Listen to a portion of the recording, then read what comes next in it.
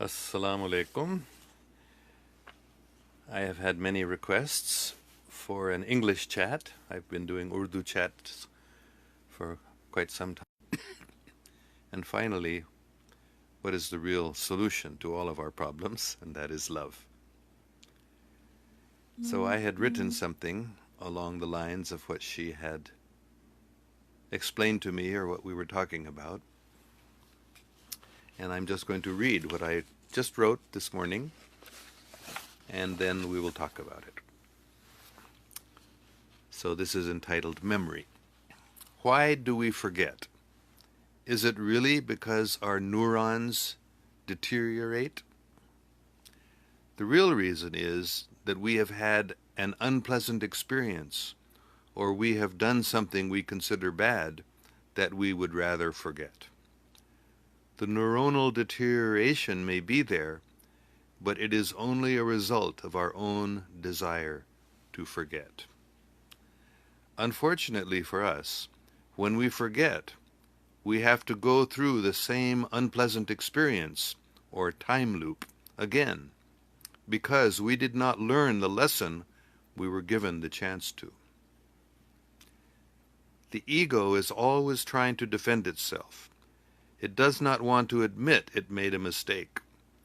The excuses it finds to justify its mistakes, which it naturally does not want to admit, are all useless froth, because the whole purpose of the exercise, the time loop, was to learn something, like humility. Whatever justification one comes up with is useless, no matter how valid it may seem to the struggling ego, since the whole point of the experience was to learn something, and justifying one's actions, no matter how well, prevents one from seeing and acknowledging one's error, or from learning the lesson. Thus, one has to go through the time loop again. Victimization is another trap that prevents us from waking up, from being able to act authoritatively for our own and others' real interest. If we allow others to make us think we are being victimized by them, we are allowing them to control our narrative, to control our history. We may accept that victimization story because it gives us some false sense of being right or not guilty of our own errors. It enables us to not look at and forget our own errors. I was forced. I was a victim. Therefore, I am not responsible. A trap which, if we fall into it, prevents our growth, prevents our learning the lesson we are meant to learn. So the real victimization is not that they have taken our money or our property or our happiness or our lives. The real victimization is that we have accepted and even internalized the story of our, quote, victimization. All right, so I'm going to go through this again and explain it, because these are some very deep ideas, and the English may.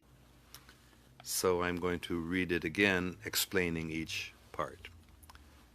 So why do we forget? Is it really because our neurons deteriorate? So this is what we are taught. We are told this by scientists, by so-called scientists, that people become old and they cannot remember very well because their brain cells are getting old and they can't function so well. But there are some people who grow very old and never get this sort of deterioration. Their memory is sharp, even they may be in their 90s. I know people whose memories have been very sharp, even into their 90s. So why do we forget?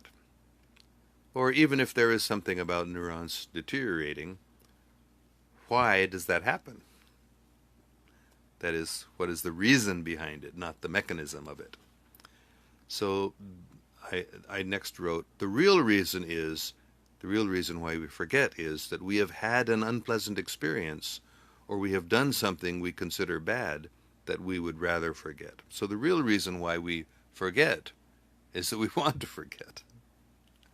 The real reason why our neurons deteriorate or this or that is that we allowed that, or we wanted that even.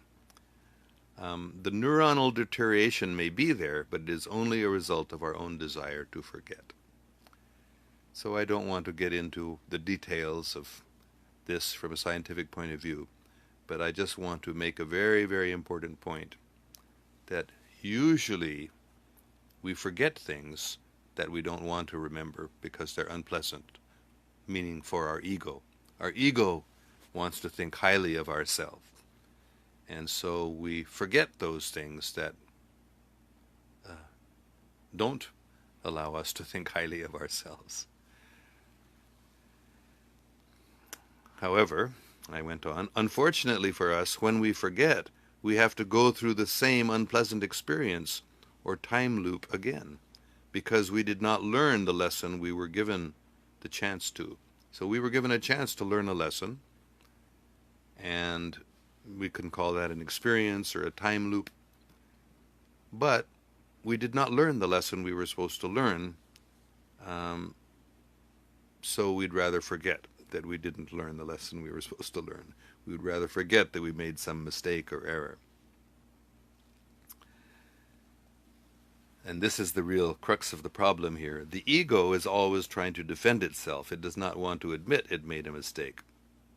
The excuses it finds to justify its mistakes, which it naturally does not want to admit, are all useless froth, because the whole purpose of the exercise, the time loop, was to learn something, like humility. So maybe we needed to learn a lesson in humility. We needed to become humble because we were puffed up. So we were put through some unpleasant experience, some difficult experience perhaps, in which we made some mistake or some error. And then we were supposed to learn from that. We were supposed to become remorseful for our error, for the harm we may have caused somebody. We were supposed to feel very bad and sorry about it.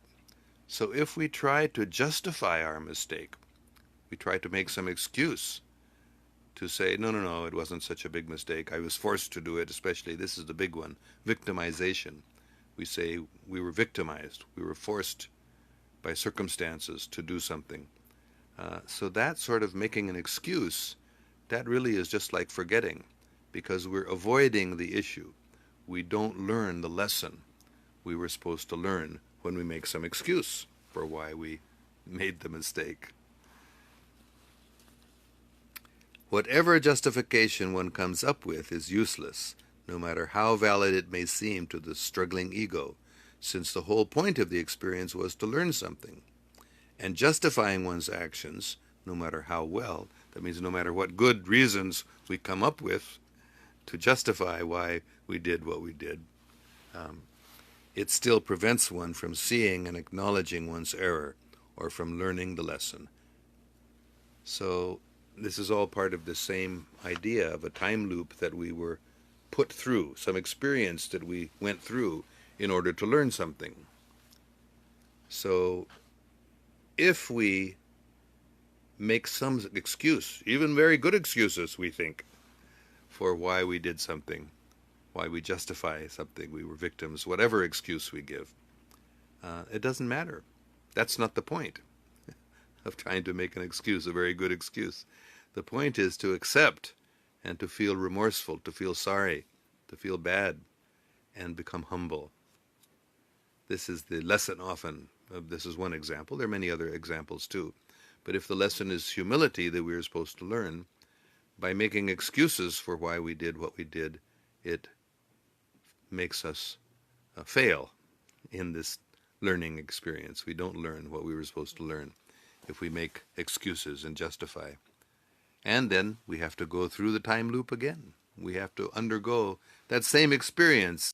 Maybe we will have to go through the same sort of experience again. So, and actually, when we make this excuse that we were victimized, we were forced to act in a certain way, we were not treated fairly, we were not treated justly, and that's why things are bad, or This sort of mentality of victimization is very unfortunate. People often tell us that you're victimized. They may say, we are victimizing you even. They want us to think that we're victims. They would rather that we don't understand that, no, we weren't victimized. We had our freedom all along. We could have acted in a... But this keeps us from learning. This keeps us in that individual histories, stories. But we are always trying to avoid responsibility for our actions, especially for our wrong or bad actions that we consider were mistakes. And so we accept some history that's not true. And this is going on all the time. Everyone is always writing histories.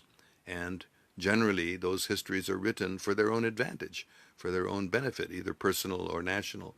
And when we allow people to write our histories for us, when we accept those histories, especially if those histories victimize us, then in those histories we were told we were victims, then we are allowing somebody else to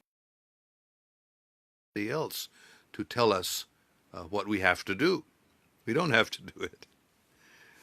So we may accept that victimization story because it gives us some false sense of being right or not guilty of our own errors. It enables us to look at, it enables us to not look at and to forget our own errors. We forced, or I was a victim, therefore I am not, are victimize us. The only way we can get victimized is if we accept the idea that we've been victimized. No, we can never be victimized. We are always free to choose that we will follow the timeline of love. Love means love of God and love of humanity and love of all. That is the reality. That is the truth. Or so many reasons are given why the world is going to... No, the world is not going to end. This is victimization. This is trying to control our narrative. No, we need to control our own story. If we have faith, if we have love, we can understand that we have freedom, our own choice, our own decision. That will counteract any so-called victimization that we are being told we are experiencing. No, we are not being victimized. Nobody can victimize us. So let me just see if there's any other questions relating to this or comments. Hassan Sohail, sir, when will Ghazwa-e-Hind held? Means which year? Again, the same story. We are being told this story. This must happen. We may not know when it will happen. We're eager to know when it will happen. But we don't even understand what Ghazwa-e-Hind is. We should not accept a victimization story. A story that something horrible is going to happen. No, something horrible will not happen. Something wonderful will happen. If we take our position with love and faith, even if there was something horrible that was going to happen, we can stop it from happening. Not that we can stop it from happening on our own, but Allah can stop it from happening if He wants, and He will want if we want it.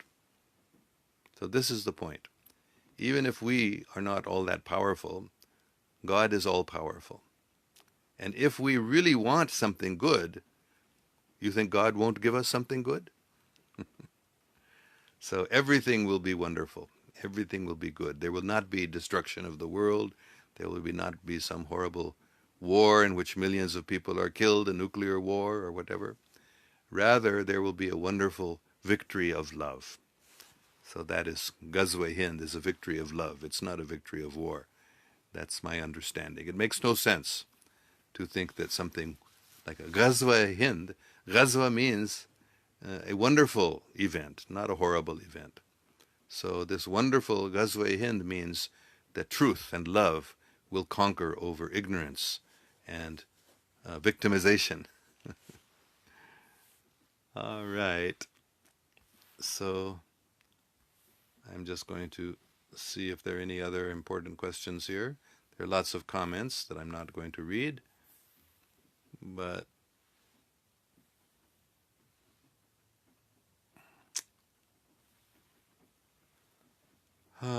so we have some in this world. They may be very powerful, but they are persons. So they are connected with us. They may be our ancestors, there may be our friends, there may be our relatives, distant or close relatives, but they are sending us this message, the good ones: be happy, be peaceful, be loving, be kind. Do not think that you are a victim. This is their message. And also their message is be forgiving. That's very, very important message. Perhaps the most important message now. Our hearts are being filled with hatred and love and fear, and even hatred of ourselves. So forgiveness of others and forgiveness of ourselves. That's one very, very important message that our extraterrestrial brothers and sisters are giving us, or our mothers or fathers. Or extraterrestrials are like our mothers and fathers in some sense, and like our brothers and sisters in another sense, because many of them are from much older civilizations than we are. They have a much longer memory. Our memory has been stolen from us, our planetary memory. We are told that we only have 4,000 or 5,000 year history, but actually millions and billions of years history we have. So we have allowed ourselves to accept somebody else's timeline for us. So we need to reject those false timelines and uncover the real timeline of love. So this is the message. Okay, thank you all very, very much. And the last question here, Atif Najam, please tell something about spirituality in Urdu. I will talk now. I will turn off this chat in English. I will end it, and then I will do an Urdu